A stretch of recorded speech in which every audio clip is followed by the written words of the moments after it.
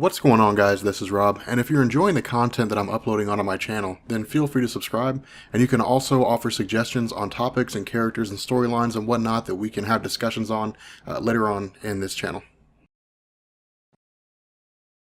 Alright, so we are finally starting to get into Fall of Hulks, which is kind of weird because there's a lot of lead up to it. There's a lot of build up to the whole Fall of Hulks thing. But as we get into this, what we actually do is we pick up with the origin of the Red Hulk. Now, the cool thing about this is that this story was written by Jeff Parker, and this deals in a lot of ways with the Intelligencia, but is basically like this history of what was going on behind the scenes. And so there's a lot of really cool history with this, which is cool to me because I love history. I mean, I developed an interest in the 8th grade when I had a teacher named Miss Miller, and I developed a love for it in high school in the 10th grade when I had a US history teacher named Mr. Helton. So because of this, like, history has always been cool to me, but within the realm of Marvel Comics, I like it when there's history thrown into the stories. Like, here's something that's been going on the entire time, and it starts dipping into all these major events that took place over the course of Marvel's publication. And so what this does is this initially picks up with the Eternals. Now, for those of you guys who are familiar with this, bear with me, we've talked about it a few times, but I want to go ahead and rehash this a bit for people who are new. In Marvel Comics, you have Eternals, Deviants, and Humans. When the Celestials first showed up and they were basically going around the universe and they were experimenting on different races, almost every single planet they went to, they created some variant of the Eternals, the Deviants, and whatever that normal race happened to be. On the Skrulls, you had Deviant Skrulls, which became the bad guys. Those are the Skrulls that you know now in Marvel Comics. You had the Eternal Skrulls who were wiped out, and then you had the regular Skrulls who were incorporated into the Deviant Skrulls. You also had, on the planet Earth, you had, Eternals, Deviants, and Humans. The difference here was that when the Celestials experimented on early humanity, those humans that would eventually become superpowered beings like Captain America, or those people who would become mutants like Magneto or something like that, genes were planted in them with like a 15,000 year activation period that would allow that to happen. So the experimentation of the Celestials are the reason why Steve Rogers was able to become the super soldier instead of just, going insane and mutating like we saw in Ruins, I think it was. It's the reason why, the Incredible Hulk became the Incredible Hulk instead of having like all these giant tumors and eventually exploding like we saw in Ruins. It's also the reason why we have mutants, that these genes just activated after around 15,000 years or so, and that's why there was this huge explosion of mutants in the realm of Marvel Comics, as opposed to,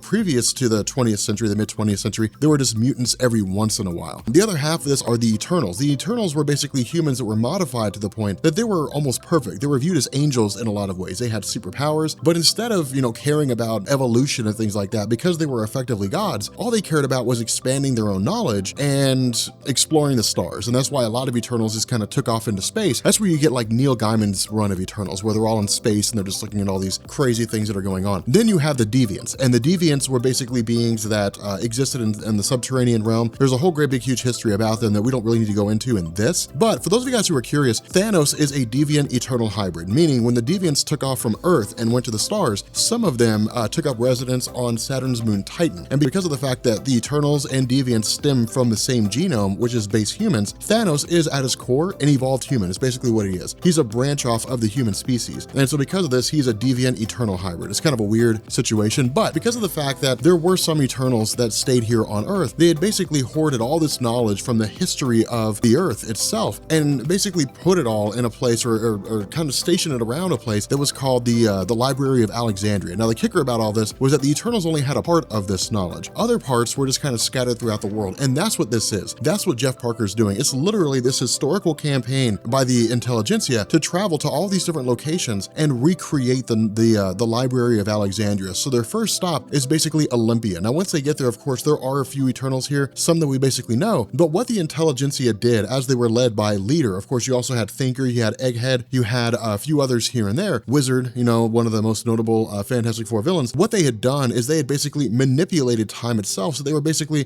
temporal anomalies, meaning they didn't really exist in the time flow, so to speak. They were kind of outside time. And what that meant was that they could basically go into these different places and nobody would be able to see them. And that's what happened. When they came in, none of the censors picked up their existence because as far as the censors were concerned, they weren't there. Now, once they got into the home of the Eternals, they basically just started going around and capturing stuff. And this is cool because what Leader does is he basically kind of gives us this play-by-play in the sense that the reason why these individuals were picked is one, for their intelligence, but but because of their capabilities. For example, Wizard being one of the most notable villains of the Fantastic Four and having formed his own Fearsome Four, which was kind of like the antithesis to the Fantastic Four, which is where, of course, Medusa of the Inhumans first popped up. That was part of the ongoing storyline back in the old Fantastic Four comics when the Inhumans were first being introduced. But because of the fact that he had fought the Fantastic Four so frequently, it meant that Wizard would be very capable in terms of being a team player, so to speak, when it comes to supervillains, but also having the intelligence to be able to go against Reed Richards within a reasonable way. And what I mean by that is Reed Richards and Dr. Doom are kind of like the two smartest people in the world, and so no one's really as smart as they are. There are people who are close, but Wizard's not on the same level as Reed Richards, and so because of this, he got as close as a person could. The other half of this, or I guess another part of this, was a guy by the name of Elias Starr, I think his name was. Got Egghead. Man, like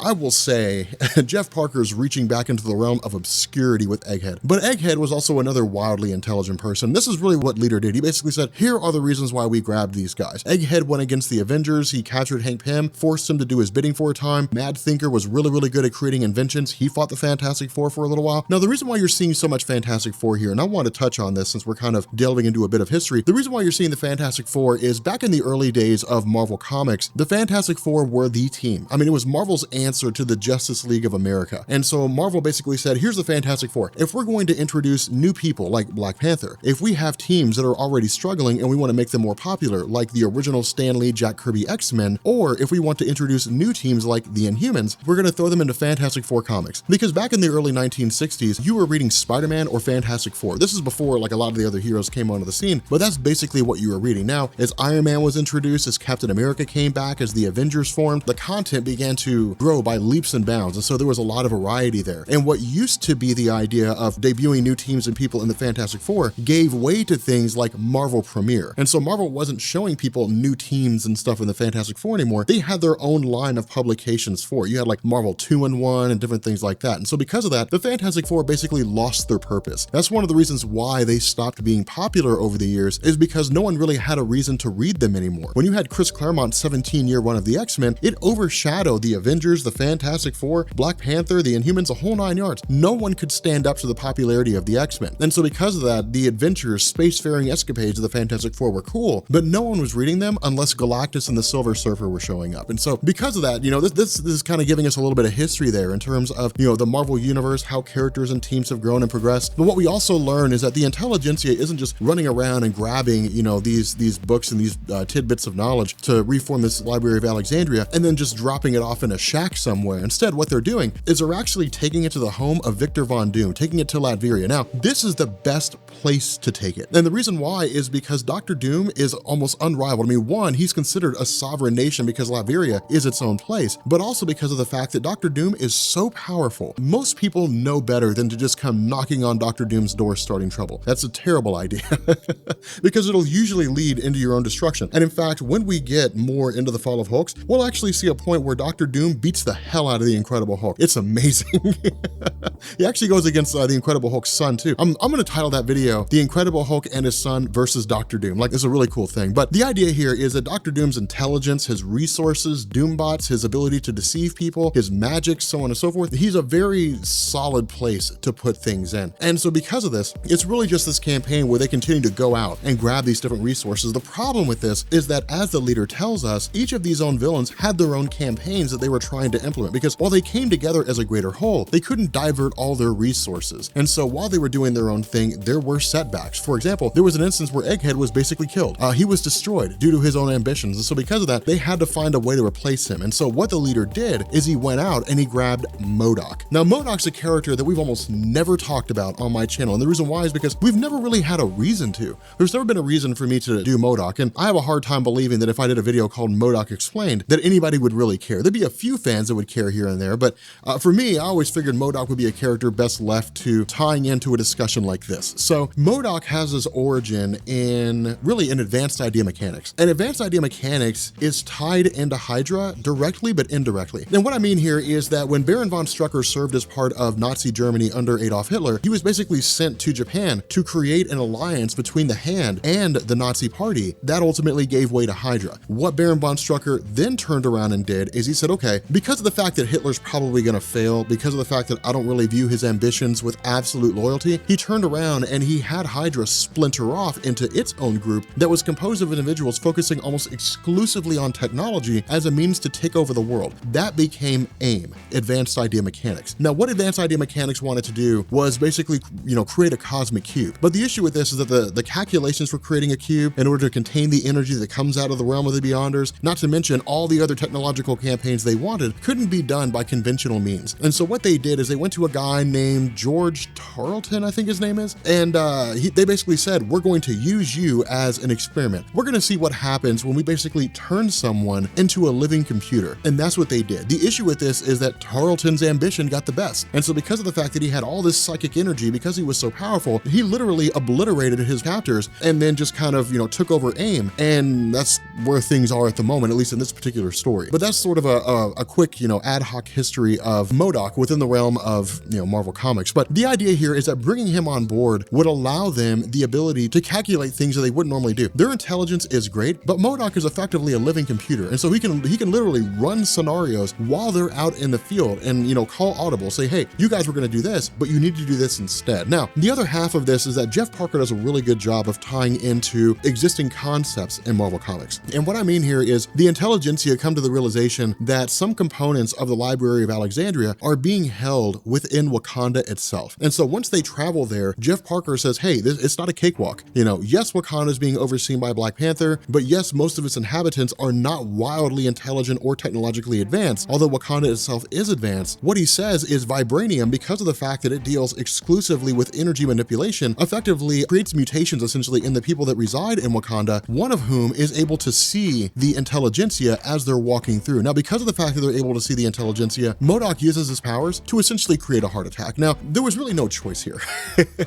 I mean, if they had done nothing, this guy would have ran off. He would have said, hey, look, there are people who are walking around here that we can't see. I don't know why we couldn't see them before, but we can see them now. Black Panther would have picked up on that. He would have used his intelligence and realized that the Intelligencia basically invaded Wakanda, and that would have led to a whole big issue because now the Avengers are involved, the superhero community's investigating all these members of the Intelligencia. It would have caused a great big huge headache. And so by making it look like this guy had a heart attack, it looks like he just killed over, not to mention he was old. So this guy was probably done with all his living or close to being done with all his living. But the idea here is that once they get in, what they learn is that in order to use or in order to utilize this aspect of the Library of Alexandria, they effectively have to create a weapon that'll send a tachyon pulse into space. The issue with this is that when they do that, they attract the Beyonder. Now, this ties directly into the original Secret Wars and the original Secret Wars 2. And this is why I say the history is so cool here. For those of you guys who don't know much about the Beyonder, I have a video down in the description that you're welcome to check out. But the long and short of it is that when Owen Reese, the Molecule Man, performed the experiment that gave him his powers, he had basically tapped into the realm of the Beyonders. Now, the Beyonders intentionally put Owen Reese there. There was one Owen Reese in every universe, and their goal was to basically blow up these Owen Reeses and wipe out the universe. That was covered in Hickman's series on Avengers and New Avengers. That was the ultimate goal. That's how the multiverse was supposed to collapse. The issue is that Owen Reese told Dr. Doom what was going on. They went back in time and started killing off all these Owen Reeses, which is what caused the collapse of the multiverse in the first place. But with regards to the original experiment that gave Owen Reese's powers, what was supposed to happen was he basically opened a portal to the Beyonders, and that's how a cosmic cube was made. The issue is that because there was no containment cube for the Beyonders' powers, half the power went into Owen Reese, which is what gave him the ability to manipulate molecules. The other half just kind of floated out into space and then eventually became sentient. The tachyon pulse that was sent out by the Intelligencia